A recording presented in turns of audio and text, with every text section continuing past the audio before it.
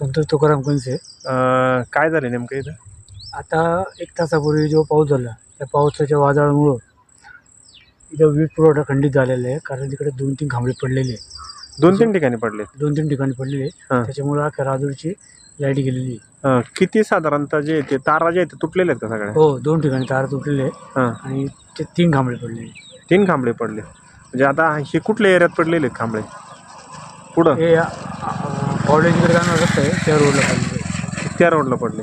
त्याच्यामुळे संपूर्ण गावात लाईट नाही का हो, आता? पण 1 तासात चालू आहे असं वाटतं. म्हणजे काही काम चालू आहे.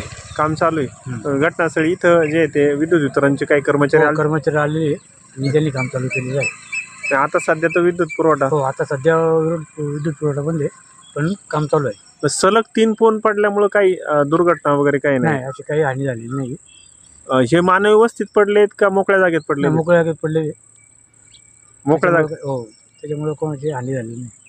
आता आता सप्लाय जो आहे तो आता विद्युत पुरवठा चालू करण्यासाठी काय काम करतायत? हो, काम चालू आहे. हां.